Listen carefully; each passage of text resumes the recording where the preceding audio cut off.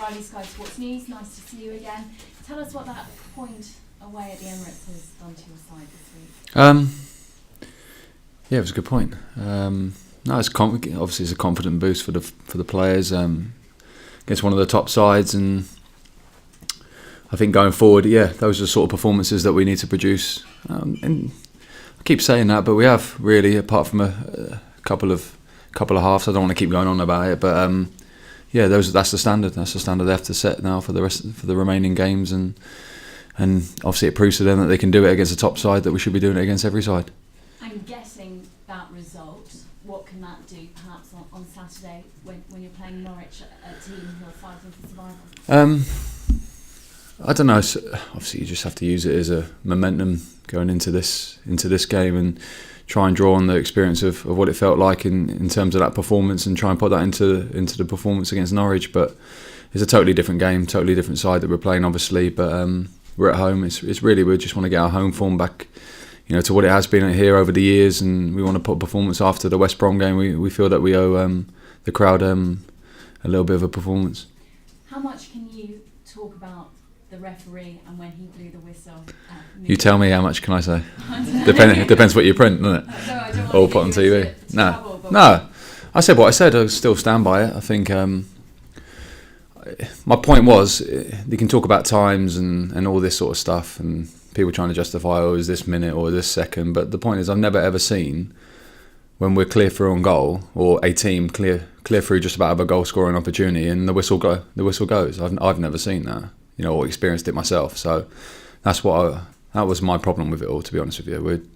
It was 99%, or I'd even go as far as say 100%, definitely going to be a shot on their goal. Whether it goes in or not, I don't know, but it was definitely going to be that situation. And yes, that was the bit I was disappointed with, and that's what I thought why it was a poor decision. On the flip side, had it been Arsenal in possession going for a chance, would the whistle have been blown then, do you think? I don't know.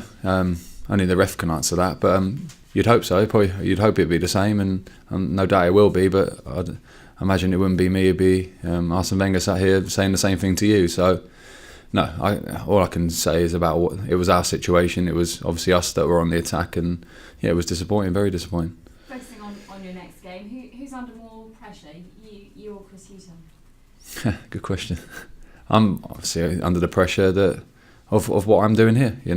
I said that all along. It's a result-driven business, and we're in there, we're fighting, and we've not got the points that we should have had this season, and we've had by our standards, a very poor season compared to what we know we can do. So the pressure is on us to try and get safe as soon as possible and get the points on the board as soon as possible. But that's the same for Norwich, the same for a number of teams. So in terms of between the two of us, we probably both.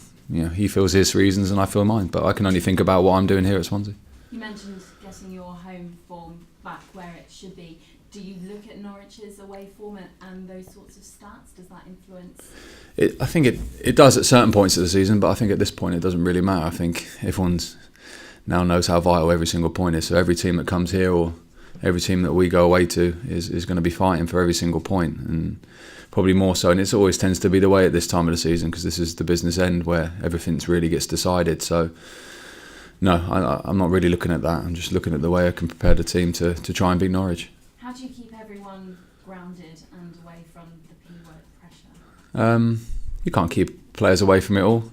Players they're adults at the end of the day. Well, some of them are, but they're adults at the end of the day, and they understand this is part of the business. You have to deal with pressure. Some thrive in it. Some you probably have to protect a little bit more. But you have to. I guess that's understanding the individual player. But I think we know there's no bigger critic than the players themselves. They put themselves under the pressure because they want to do so well. So that's a good thing in that sense, and that's why we've got a good group. And I think you can see in the performances that they want to do it, and they want to come in every day in training, and they want to do it, and they want to get themselves out of this situation, not just for themselves but for the club as well. So that's always a bonus when you've got a squad of players that want to do that.